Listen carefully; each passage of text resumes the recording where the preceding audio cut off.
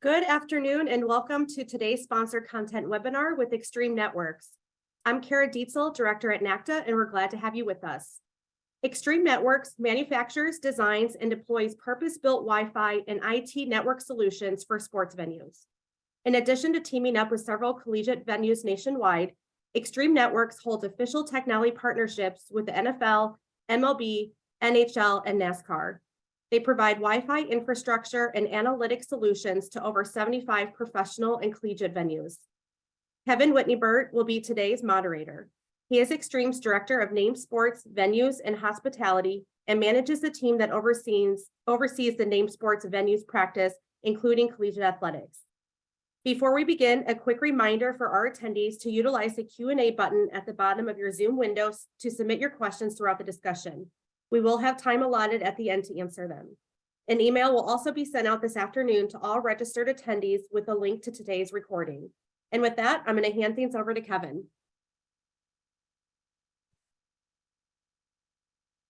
Thank you very much, Kara.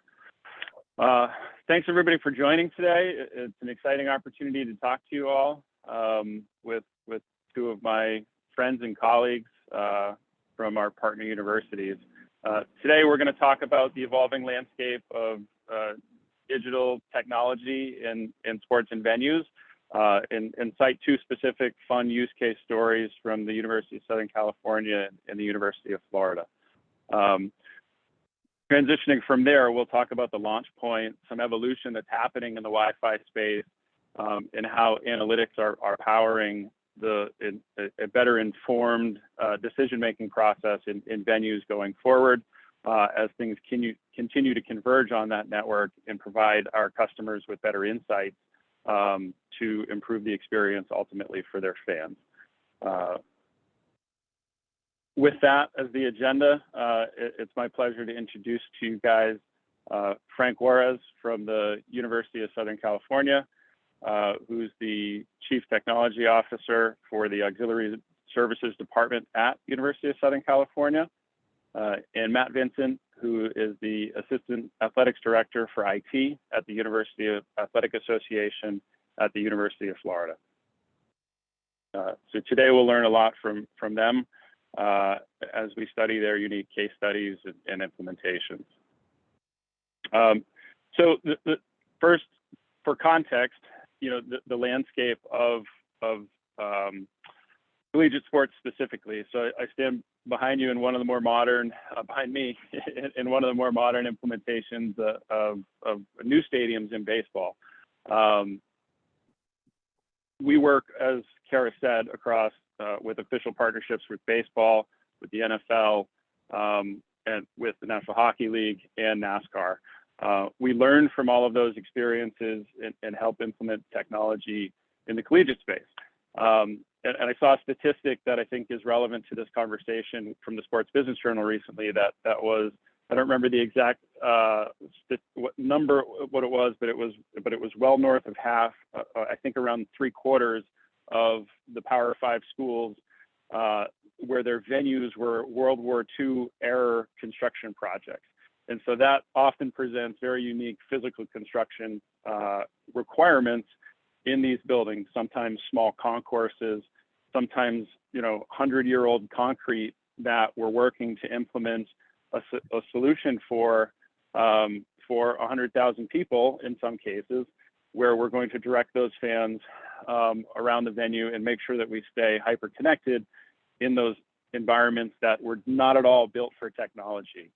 In the middle of all that, more technology continues to push towards mobile ordering, mobile tickets, payment for everything in the venue over mobile, many venues being cashless. Continuing to evolve that experience in venues that are very old and sometimes even historic landmarks, as is at USC, continues to be a challenge, and we continue to find ways to finesse around that.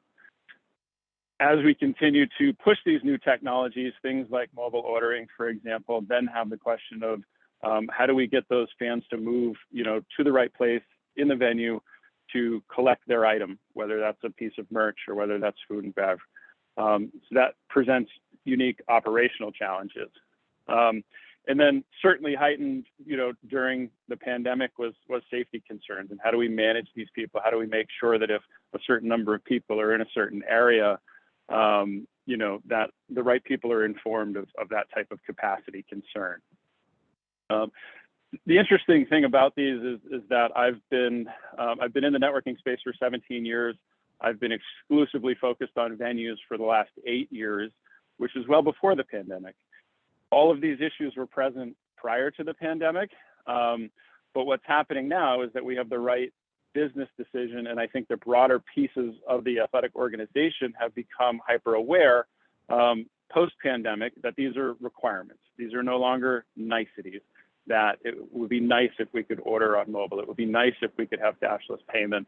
There may be security benefits for that. There may be loss of or increased revenue, reduced theft, and things like that with digital and mobile transactions. And now they've become a requirement in many cases post-pandemic. So that's been exciting and fun, and maybe a little bit of silver lining in that dark cloud of the pandemic. So where does that leave us today? And what are the opportunities to take those learning lessons and evolve the fan experience? Well, certainly there's a need to ensure that the fan has a equal or better experience in their seat in the stadium than they would in their dormitory on campus, or their couch if they're an alumni, or just a local, a traveling in fan. How do we enhance that fan experience for them and make sure that they're not only getting what they would at home, but something more? Whether that's more information, whether that's a better experience, or just a unique value add. How do we take the data? And the second is using that information to provide operational efficiency. How do we take the data that's intrinsic in the Wi-Fi to help you improve your operational experience, whether that's using device dwell times to evaluate queue lines at your gate in your concession stand, or whether that's watching how fans move through the stadium to learn that an east side entry is more efficient than a west side entry for the upper 300 section, for example. And how do we take that opportunity, take that data to give additional opportunities for monetization? Those are some exciting examples that we'll drill into after Frank and Matt have had an opportunity to tell their stories. We'll give you guys some examples of ways that we've used the data to help drive revenue as well. And then overall, as I said, reducing operational risk, looking at location data specifically in network data, within the network data allows some unique opportunities to manage the operational risk that's happening within the venue. So hopefully that's a good teaser for you guys as we jump into the unique experiences that Matt and Frank have had here. With that, Matt, Frank, we'll turn to you guys to engage in this conversation as well. Any comments from your side as we outline some of the demands post-COVID? If you want to share your experiences with how these new demands are helping you guys evolve the fan experience. Matt, you first. Sure. I would say, as far as the pre-COVID, post-COVID, we had our installation, full installation. 2019 was our first full season with it, so we got to experience a season of learning what people were trying to use the Wi-Fi for, where we could probably make some improvements, and then obviously in 2020, I think our attendance, we were allowed to have probably about 17,000 in the stadium, which I guess allows for you to kind of tweak other things, but we weren't necessarily figuring out where our pain points were because there were so few people in the building. But I would say the biggest thing that we were able to kind of pull the trigger on would be, we made the jump into mobile ticketing, knowing some of the challenges there, and it was just kind of one of those moments to rip the Band-Aid, if you will. in collegiate athletics, I feel like you have quite a wide range. You have a lot of boosters, a lot of alumni, a lot of older fans in some of your areas that don't like change. They want that paper ticket in their hand, and then a lot of learning curves of how to use that, how to get to the venue with that. So that was our biggest change, I think, with the COVID side, as far as on our end and moving forward and what we've kind of adopted. Great. Thanks for sharing. We'll get into Matt's case study in a little more detail in a moment. Frank, anything from your side at a high level in terms of how this information is helping you guys, accelerate the fan experience? Yeah, well, in regards to COVID, it's a similar story to Kevin's. We implemented our converged network in 2019, and then 2020 happened. In addition to ticketing, we had as we went from hosting events with no fans to slowly bringing our fan base back, things like cashless sales became important, touch-free technologies, in-seat ordering. So we were positioned well in that we had our new network installed, got through some of the initial tuning, as Matt mentioned, and then looked at exploring these new technologies that were brought on by demands from COVID, and had the network to run it on. So that was good. We didn't have to worry about network modifications as we implemented new systems. Great. Thanks, Frank. Ryan, why don't we shift into the case study at USC specifically and dig into that in a little more detail. Okay. Frank, could you give us a little more background on the implementation of the Coliseum and the Coliseum itself? A lot of people have probably never had the unique experience to be there. Yeah, I'm happy to. So we opened the Coliseum in 1923 as a memorial to the World War I veterans. We are celebrating our centennial in next year and planning some events around it. As you mentioned, Kevin, you're opening, working with the venue that's historic and 100 years old has brought a challenge, which I'll get into in a minute. Our location is in Exposition Park. It is adjacent to USC, so it's not a part of the campus, which also figured into the planning for the network.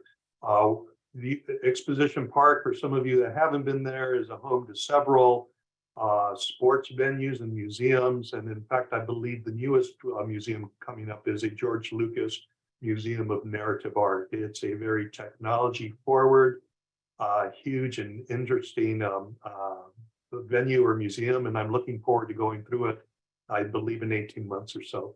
The Coliseum is owned by the state of California and the city of Los Angeles. It's not a part of that campus, as I mentioned. And then after the 1984 Olympics, it was deemed a historical site. And in 2016, USC decided, because of the state of the Coliseum, to look around to see where they were going to play football. And we went through several locations and then decided to sign a 99-year lease with the city of Los Angeles. We USC and Auxiliary Services are the operators for the venue, but the lease is governed by the Los Angeles Memorial Coliseum. We have a rich history of events at the Coliseum. We've hosted 2 Super Bowls, which includes the inaugural sorry for the mispronunciation, Super Bowl. We've had a World Series at the Coliseum. We've hosted 2 Olympic Games, first in the 1930s, the second in 1984. And we are now going to host or do partial hosting of the Olympics in 2028. We've been the home to several NFL teams, USFL teams.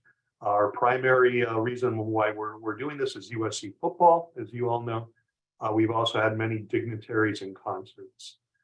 From an IT perspective, as I mentioned, we're not part of the campus, so we made a strategic decision to stand up an independent network, which I see as an opportunity. We had a opportunity in a very old venue to stand up a converged network as part of one project. And in addition to the network, which came with rich set of central management tools and data analytics for the network, we were able to implement multiple convergent network systems. And I'll just list them briefly. We have pervasive Wi-Fi, crowd management and ticketing system. We implemented a new digital signage system along with a new IPTV system. We improved our audio visual elements, enhanced our video surveillance, elevator controls and suite controls, implemented a new point of sales and concessions, suite mobile ordering, a VoIP system. So that's a high level.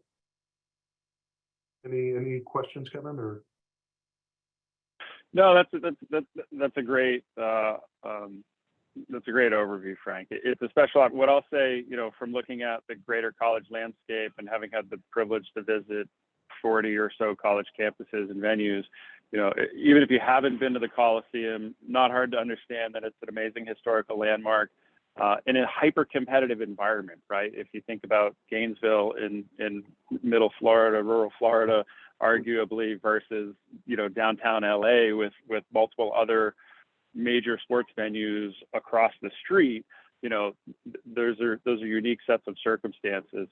Even if you don't have an opportunity to rebuild in a major renovation, as Frank did, what we try to think of when you have an opportunity is if you're doing one element of a network, that should really be your foundation for intelligence, right?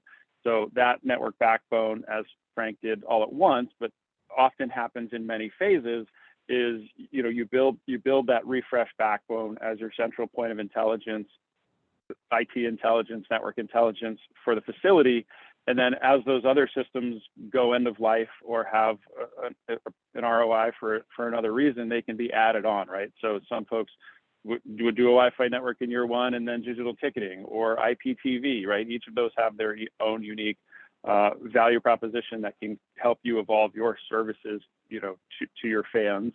Even if it's not done all at once, it's still planned out in a smart fashion there. So great analysis, Frank. Thank you.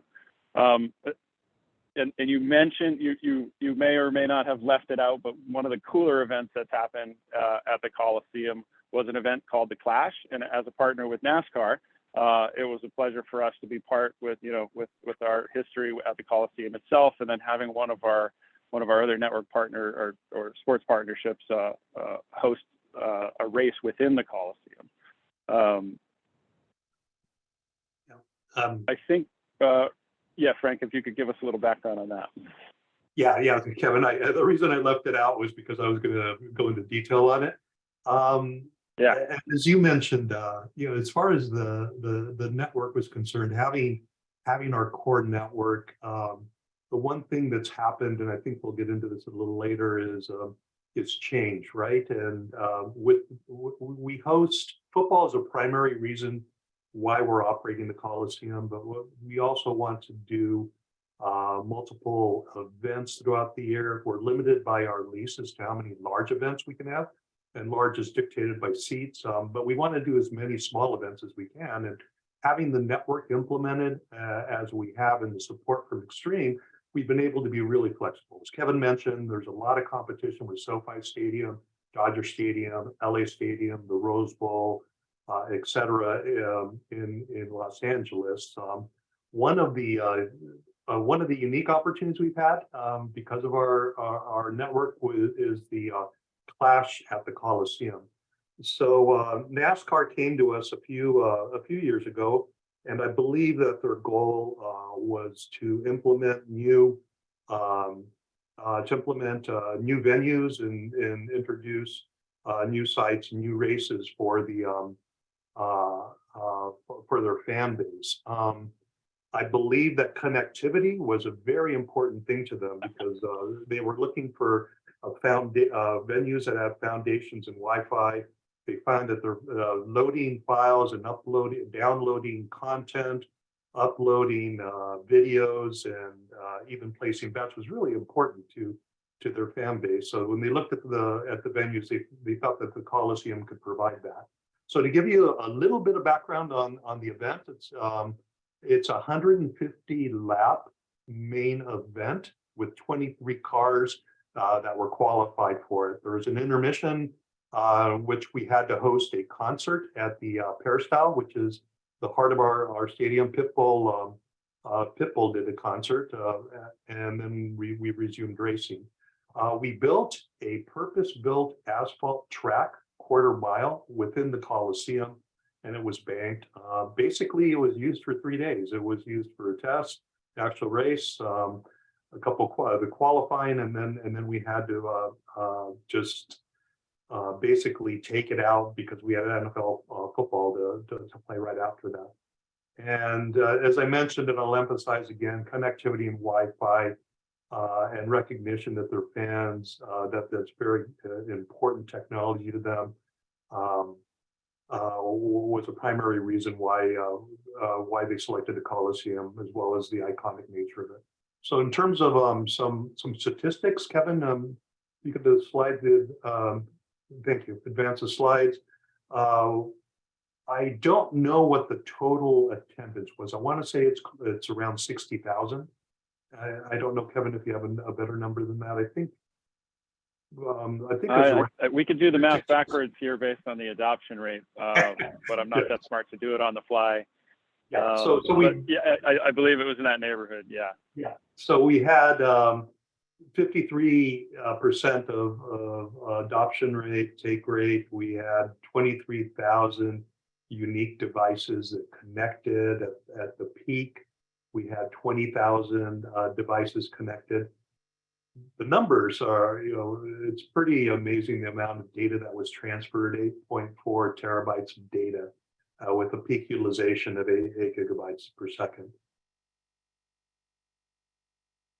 So it's pretty impressive numbers. I mean, and I challenge. I know there's a diverse background of folks on the phone today, but try to think of anything other than the game itself that you're going to put in front of your fans that 53% of the attendees are actually going to use. What other activations do you have in the building that are that highly leveraged, right? So both something that is highly valued, that fans are using, that they see the value in, but also something that, as we'll talk about later, you can continue to learn more about, your fans to engage in. Before we leave this slide and transition to the University of Florida story, I'll call out just that you can see that in the background here, that's the track inside. The track actually overlaps some of the seats that are normally there in the venue, which is why you can see the tarping that's there. To make it fit, which is so reduced seating capacity there. And then Frank referred to the peristyle. If you can see the superimposition in the back with the white arches, that's a historic element where the Olympic torch is. That's referred to as the peristyle. So that's where the concert was taking place. So quite a few things happening in the venue, as you can imagine. Mobility, pretty important to being able to shift the focus of the venue from the racetrack to the peristyles and all the different operational concerns that go around with being able to support flexibility in unique events like that. Thank you, Frank. That's a great story. We'll transition to Gainesville, Florida, and Matt, could you bring us up to speed on the venue for those who have never had the pleasure to visit the Swamp? Sure. Like you mentioned earlier, we're no different than a lot of the other college venues. It is an old stadium, I think built in 1930 and then just kind of renovated from there. So concrete everywhere, tight on space. We are I believe still the largest stadium in Florida. A lot of you watching work in athletics, so there's the listed capacity. I think ours is 88, a little over 88,500 something, and then there's your announced attendance, and then there's your scanned attendance, and they rarely, if ever, match up. So depending on what metric you want to look at is what we'll have in the stadium at any particular time.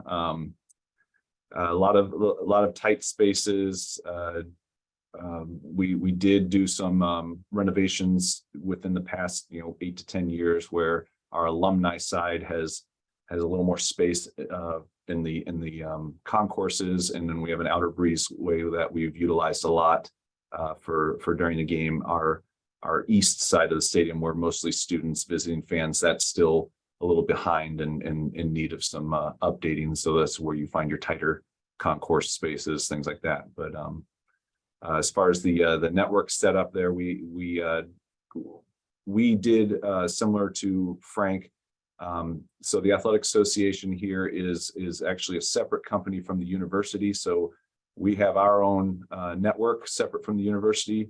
The university has their network. And then when we did this project, we chose to also do it as its own, wanted it to live on its own, not have any other factors happening at the university or on our end to, affect the stadium in any way. So this setup has a little over 1,500 access points. We have no railings or anything. So underseat deployment is the main. We have, I think, just a little over 1,200 access points in the bowl itself. And then and about 45 switches throughout that are housed in roughly 21 or so IDFs, closets, boxes, whatever you want to call them. There's a lot of time spent trying to hide technology in places that are not going to be seen by the fans when you're working in those tight spaces. A ton of the time that we spent looking at Ben L. Griffin was just where do we hide stuff that's out of the way that nobody's ever going to see, that just the IT team know where they are and not affect the fan experience to provide this great service.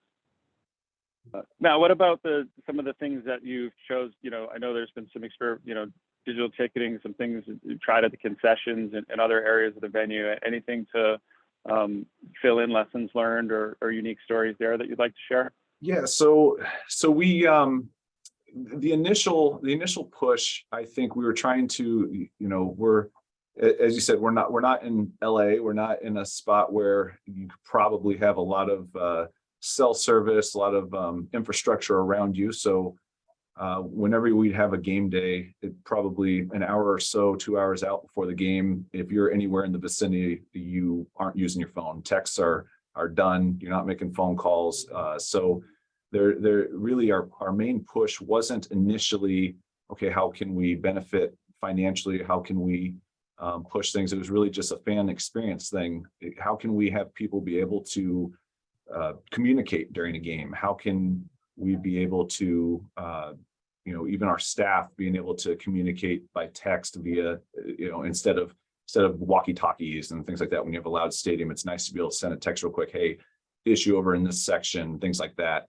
So we initially just tried to get something for our fans to be able to give them an opportunity to be able to utilize their phones, take a picture, show their game day experience. And then we kind of, built it in from there.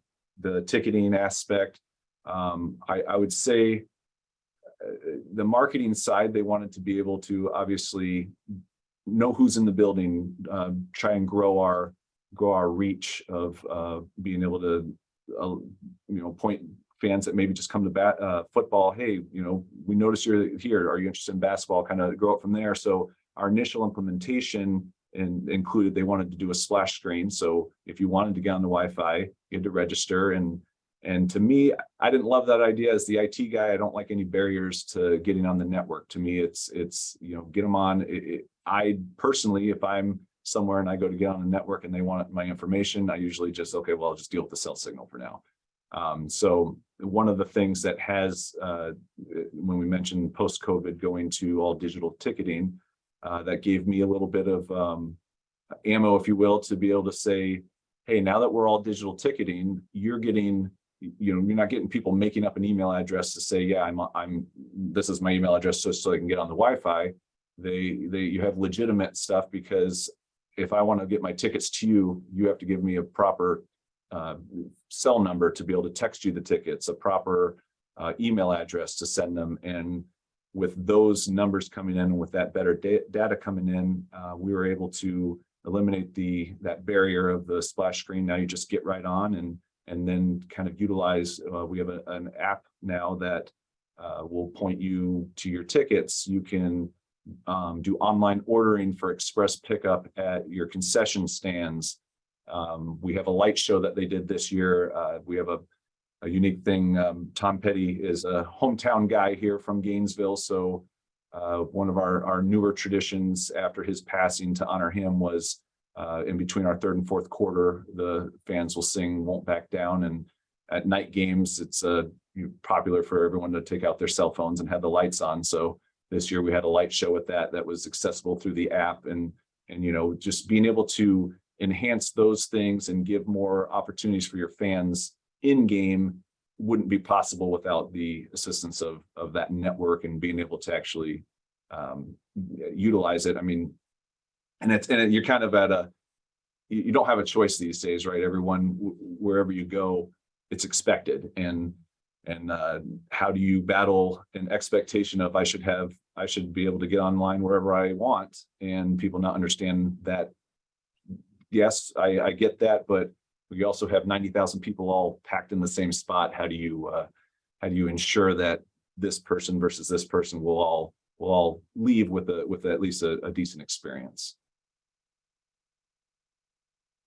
Yeah, those are some good call outs. And when I don't know what the population of Gainesville is, Matt, but I'm guessing that you're roughly doubling the city population on any given game day, right? So that's unique. You don't have the metropolitan backhaul that Frank does in LA.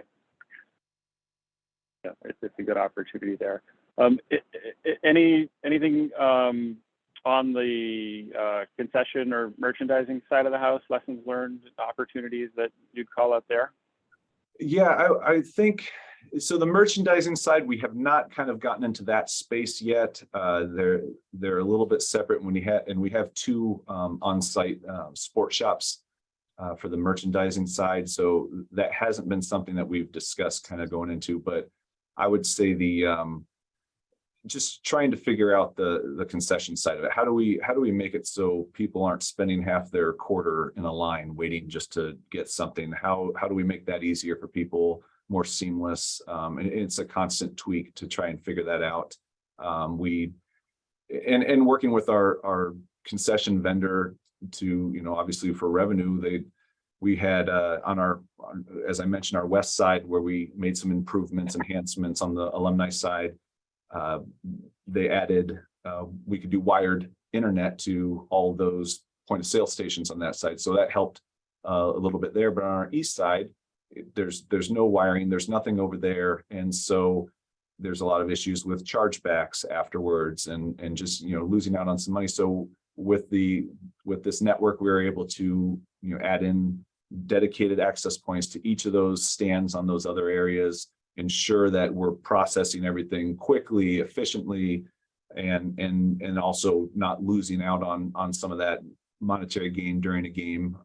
We've recently in the past, so I think this will be our second full year now with alcohol sales in the stadium. That's made a big difference in revenue, obviously. So those are some of the things on that side that we've tried to enhance. Awesome. Those are great stories, Matt. Thanks for sharing. Let's look at some of the statistics that we've seen. If we could advance the slide here. Yeah, step ahead. So, Matt, would you like to speak to these? Sure. So this is our more recent game. Didn't end up the way we would want it, but network wise, you could see what I try to do. I try to keep it as accurate as possible to really get an understanding of the usage during our games. So our analytics, as far as grabbing what you see on the screen, doesn't really start. I don't start that until gates open. So this is from gates until the end of the game. So during that roughly 6-hour window, this is what we saw during the game. This was an announced sellout. And like I said, depending on who you talk to, there's the seats, there's the announcement, and then there's tickets scanned. So at least we know how many people utilized the network. The 13.6 terabytes of data transferred is a new high for us with this system. The previous was in 2019. I think it was 11.8 or so against Auburn. So that was a big change for us. And we've noticed this year in general, much higher utilization. You see a lot more people searching these out, utilizing it, and it really makes you have to look ahead to next year. Okay, how do we improve our bandwidth, our throughput, and really be able to anticipate the growth as we've seen just over the past couple of years. Yeah, no, that's great, Matt. So as we look at this, and it's the pleasure of working with a lot of unique leagues. Look at the 78% adoption rate, right? If you looked at USC during a college event, you're going to see that adoption rate go up there as well, right? So sometimes demographic. We have one of our partners that has a week-long concert festival, and you'll notice 1 year the Chainsmokers played on consecutive nights with Willie Nelson, and you see utilization here, and then you see it here, and then you see it here, right? It depends on the show, and 78% adoption rate is pretty astounding. Again, ask yourself how many other things are happening in the stadium that 78% of your fans are participating in. And that speaks to the college demographic, right? They're hungry for this data. And it shows the value of that. So thanks for sharing those stories, Matt. I'd like to turn now, if we could, to the future, right? So we've built these foundations. As we look ahead, we'll speak to analytics and the next generation of Wi-Fi here in a moment. But Frank, we'll turn back to you. Give Matt a minute. What is USC thinking? Ryan, if we could advance the slide. What does USC have in mind for the next 1 or 2 steps in terms of evolving the fan experience with the connectivity?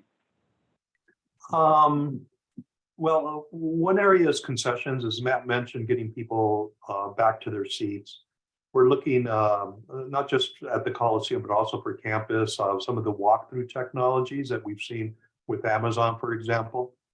We had a pilot a year ago with a company called MashGen that also had a similar technology, but not as mobile or widespread as what Amazon has been able to do. Looking to see how we can make the ingress into the stadium happen quicker. Everybody, as you know, everybody seems to arrive at the same time. So that's another area that we're going to be looking at.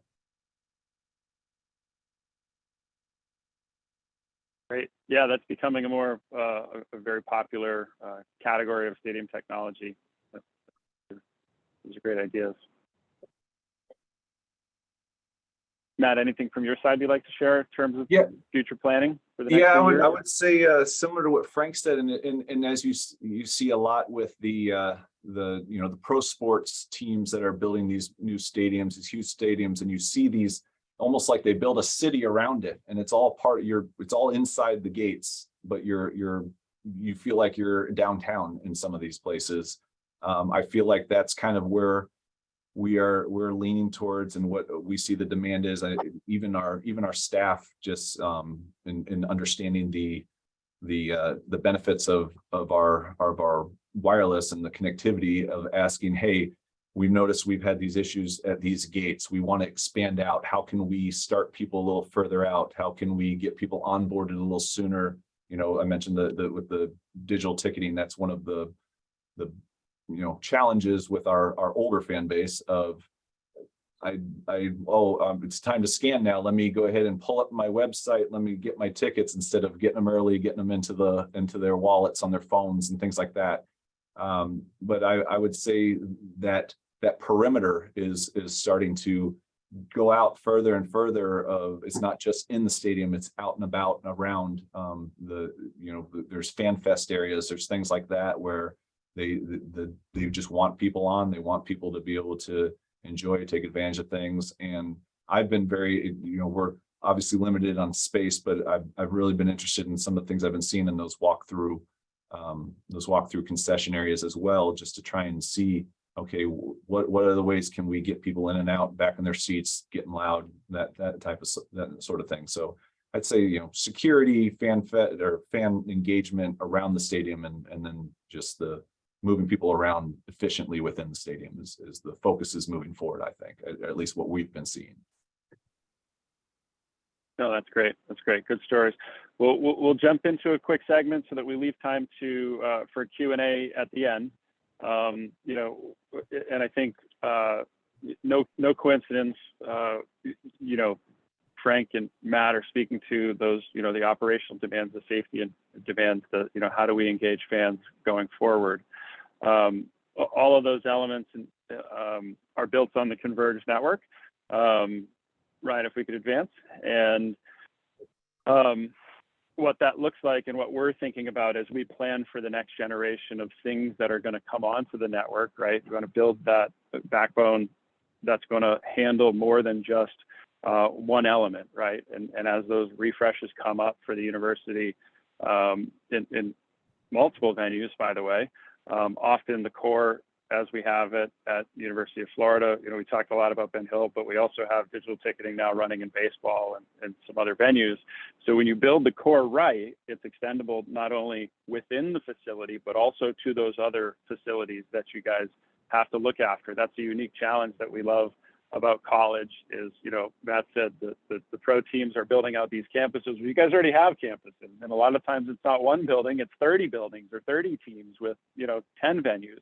And that's a very unique challenge. So trying to build that consistency of an intelligence platform is a fun aspect of the college world. So, but in each individual venue, you know, there's high density Wi-Fi, and what we can learn from high density Wi-Fi is, you know, the analytics, and we'll talk about that. You know, it's Wi-Fi is not the solve all. There, you know, carrier connectivity is important as well, and sometimes we even connect those platforms for what's known as carrier offload. That intelligence provides great location information. Matt was talking about learning about how long fans are in a specific queue line and potentially extending that queue line because of that, or reshaping the, you know, the points of entry. How can biometrics improve that? We know within our network ecosystem, we're working with organizations that do facial recognition scans, biometric scans as another way to either improve the efficiency of a purchase, alcohol sales, or enter the building specifically. Within all of that, making sure that your digital footprint is there as well. Most of your buildings are probably not built with as much copper and fiber cable as you want. You have a lot of coax out there in the college world. And as those systems go end of life, again, making sure that you can bring those onto IP.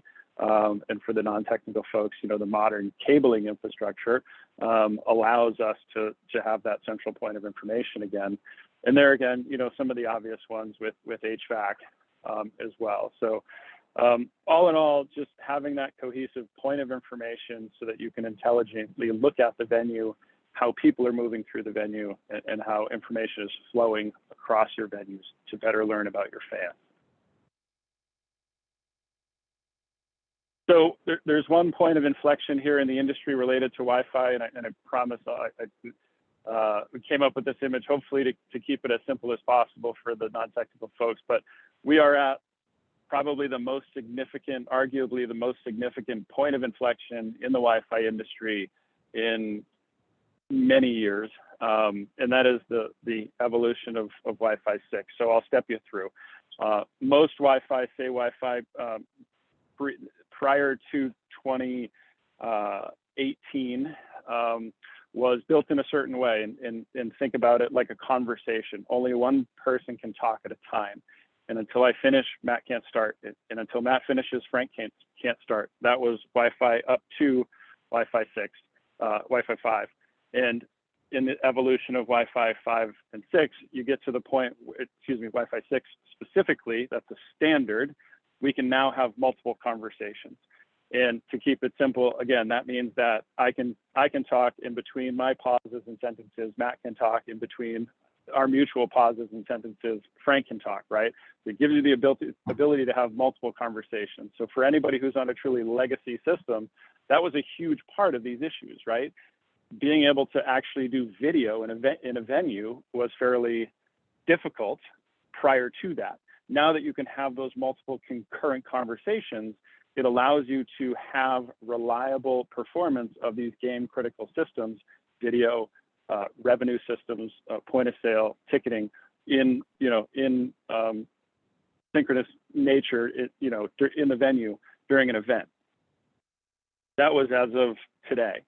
Going forward, the industry is migrating to 6E, and and this is a little tricky because you're adding 6 gigahertz spectrum to the Wi-Fi 6 standards. You got 2 6s there. So there's a huge difference between Wi-Fi 6 and 6E. 6E, as you'll see on the far side of the screen, is that bypass lane. It's a bypass lane because it's new spectrum. Nobody's ever used it before. There's very few interferers on there. Again, this is all radio waves, so another simple example for you is AM radio versus FM radio, right? You just got, we've all been on AM, we're about to get FM. There's way more channels, which means we can have way more conversations. And if you're old enough to have, ever turn the radio dial between your FM dials to have it advance, every once in a while you have 2 stations that overlap. And so having the same thing happens in Wi-Fi because it's all radio frequencies. So cleaner conversations means higher performance and having those multiple conversations. So Wi-Fi 6 allows you to have multiple conversations, which allows you to bring business critical systems onto the Wi-Fi. 6E, where the industry is just entering, allows you to have that entirely new spectrum where nobody else is there. So it is cleaner spectrum, high performance, and high reliability. It's very exciting because the biggest challenge in a venue is all of the interferers, right? Everybody has a cell phone. Humans are giant bags of water that absorb that signal. And so 6 is something that will really advance the game day.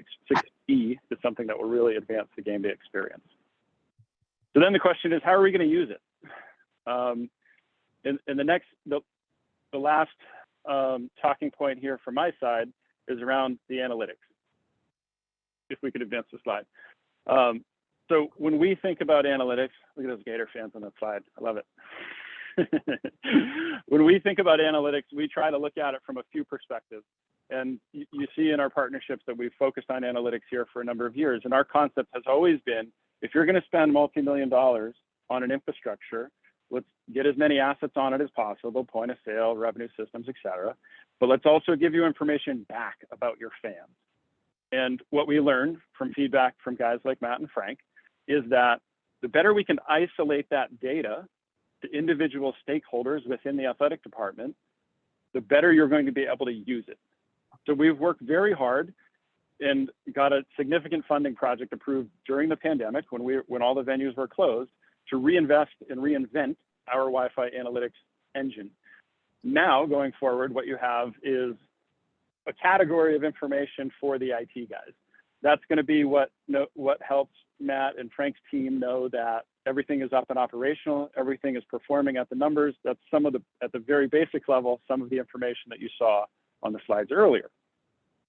As we start peeling that back, one of the coolest things about Wi-Fi is that the FCC defines it as an opt-in network.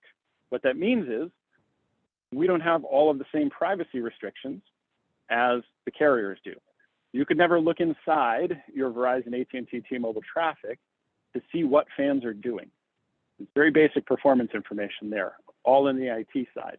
From the Wi-Fi side, we learn where those devices are, what applications they're using, which is very interesting, and where those locations are moving and dwelling while they're in your venue. So that gives us a unique opportunity, again, as Matt said, compare gate A to gate B, or compare concessions on the east side to concessions on the west side. How are those devices moving? What if you could quantify for your business office, for your partnership office, that 60% of your fans are leaving through the same entry point? Geez, I bet you could charge a lot more for that sign the next time you go for the renewal for the exit placement of that sign, right? If you can quantify those types of things in the venue, then it allows you to, get more value from them from a business and partnership perspective. And then in terms of what fans are doing, I'll finish with a quick story about learning about digital investment and de-investment, and that's with Bitmoji. So with one of our league partnerships, we roll up trend data at the end of every season. Some just usage information, application information, and one of the categories that we were analyzing for one of the leagues was social media traffic. And So 3 years in a row, a quick 3-year timeline for you. Year 1, not really year 1, but year 4 or so in the relationship. We're looking at the top social media applications for this said partner. And we're sitting in a room and debriefing, and it's sort of normal. It's Facebook, it's Twitter, and Snapchat, et cetera. During a collegiate event, for example, Snapchat's going to be a lot higher on the list. During a professional sports event, you're going to see Facebook and Instagram higher, right? Higher demographic, different applications. Those are easier trends that you can probably guess at pretty well without having the analytics engine behind it. But something more unique, the story would be about Bitmoji. Year number 2, all of a sudden, we're sitting in a room, and half of the people in the room knew what Bitmoji was, and half of the people in the room did not know what Bitmoji was when it became the 4th most popular social media application in the entire sports league that we were monitoring. The very next year, Apple created Memoji, and what we saw in the 3rd year of this experiment was that after Bitmoji wasn't there, Bitmoji was there, Apple said, oh, we can do that too. They created Memoji as part of Apple iOS, and all of a sudden Bitmoji is off the radar again, right? So in the meantime, what some sports organizations did was they gave their Bitmoji the ability to have a team hat on, right? A cool sports activation that if you're going to create a customized emoji, that you could do that type of naming. So just a quick story, pick your application, especially if you're in a market with sports gaming, gambling coming legal in your state. Being able to quantify that type of application traffic, it can be incredibly valuable for your organization to know when to start investing in that digital platform and trying to find an opportunity for yourselves. And I know we're getting close on time, and I want to leave time for Q&A, so I hope those are some useful examples for you guys. Lastly, we'll just finish quick overview of some of the partners that we have in the college space today, and you'll see a lot of these folks had, implemented a system in a certain venue and then allowed them to translate it into others. So this is a great reference base for our collegiate environment. One thing I love is, the end of the spectrum, right? We've got UF and USC up there, 90,000 plus seats, and we've got West Texas A&M University, which was a brand new stadium of, I think, 7,000 or 8,000 seats. So we've scaled the architecture up and we've scaled the architecture down to make sure that it's an affordable solution for venues of all size in the collegiate landscape. I don't know if we ended with any questions, but we did. Yeah, looks like we saved a few minutes there. Yeah. Hi, Kevin. It's Kara. So we do have a few questions and we only have a little over 5 minutes. So the first one is, one of our attendees is experiencing some challenges when it comes to the number of wireless SSID required to segment public, press, ticketing, concessions, etc. Has Matt or Frank embraced a solution like 802.1x or MPSX to achieve this?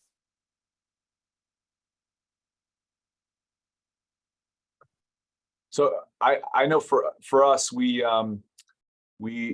try to minimize the amount. So we do have the ticketing, and it's only on the APs that are at the gates themselves. They don't live anywhere else in the stadium. What we did with the concession ones is we had a point of sale that we hide just so we don't have people trying to hit it and all that. And then we did have some issues with the press part of it of, you want the press to be on their press one. So what we do with the press, the press, the ticketing, and the point of sale are all password. So we just do that. And then what we call #Gators Wi-Fi, that's the rest of it. That's wide open. So we basically just made it so the press only lives in the areas the press is going to be on, and we only have the press. And then in the areas where our fans are, we try to just have the stuff for the fans. Very minimal overlap there. That's what we've tried to do to kind of alleviate that. So it's not living on every single one. Great, thank you. Got it. Yeah. That's a good best practice, and I'll just add on to that. If you're, certainly we'd love to be a part of that conversation, but whomever the manufacturer is that individual is working with, the modern network access control does a great job of that. We have not needed more than 4 SSIDs in any venue that we've worked with in the last few years that will allow you to provide differentiated, secure access even on the same SSID. And so whether it's ours or somebody else's, I would say consider some type of access control solution that will help you manage those SSIDs. Thanks. The next question is talking about more about the deployment of the project. Can you talk about maybe how the project was conceived and anything that you may have learned along the way, hard lessons, things you wish you would have known going into it? Sure, I could give just a high level lessons learned for me, at least, was getting a seat at the table. We engaged with multiple entities in helping us plan for our renovation, and IT was just a line item at times.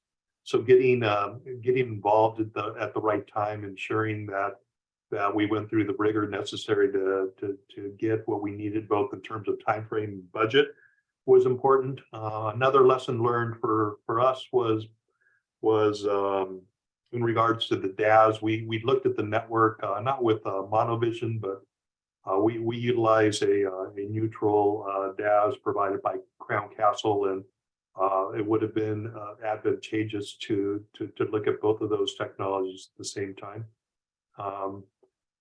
And those are two that come to mind. Oh, the other would have to be the refresh cycles and a technology roadmap. Just getting the partners that we work with on the operations to understand what refresh cycles look like in terms of IT, which is often different from a lot of their other vendors. And COVID robbed us of a couple of years of utility for the technology, but understanding the vendors, having a clear understanding of where the vendors are going from a technology perspective in regards to a refresh roadmap. And I'd throw in real quick, obviously, when you have someone coming in trying to help you design this, they're just there to make sure they know how to get your I got to stay within this amount of length to make sure that I can reach this access point to this switch. Make sure you stay involved in that process. Remember, at the end of the day, the integrator is leaving. You're going to be the one that's there supporting the network throughout the year. You don't want to during the construction part, during the integrator putting everything in. That's great and all, but in the middle of September on a Thursday, you don't want to be looking for a lift to try and get up to where you had to fit that IDF and get to your stuff. So I would say, remember that you will be supporting this. So ease of access to the equipment, ease of being able to support that. That's a big deal, I feel like. Yeah, and furthering both Matt and Frank's point, if I could, knowing that life cycle and placing the infrastructure, the cabling infrastructure for longevity is important, because the cabling infrastructure is going to last you 2 or 3 Wi-Fi systems, right? It's not just the one time. The next time, your favorite vendor goes to work with you on that, they're probably going to have a tremendous amount of reuse for those locations, right? So doing that with a forward mentality for the future is very important, as Matt and Frank call out. I think there was one more question and 1 more minute. I could answer that quickly. From my understanding, unique devices are how many people have been on your network during that time. Peak usage is, I believe, how many concurrent users over a 15-minute time frame, I think. And then the adoption rate is your unique devices. It's just the math of how many people actually went on the Wi-Fi versus how many people did you say were in the building versus your ticket scans. Or probably, if you go by scanned tickets, it's probably a closer than announced attendance. Yeah. when you're in college athletics. Yeah, wherever possible, we'll get the number of scans. But if that's not for whatever reason, if that's not available based on this specific event, you compare that to, the number of tickets sold. But most commonly, number of tickets scanned versus the number of devices seen is your concurrency, and then, it is your peak and adoption rate. Great. Well, that takes care of all the questions that we had. Kevin, I don't know if you have any concluding comments, but appreciate everybody's time today. Just thanks as well. I appreciate the opportunity to have this conversation with you guys today. We have a lot of fun working in this technology space, and I'll close with great thanks to Matt and Frank. They've been good friends and partners over the years, and I appreciate them giving you guys a glimpse into the successes that they've had on their respective campuses here today. Thanks, everyone. Thank you all. Thank you.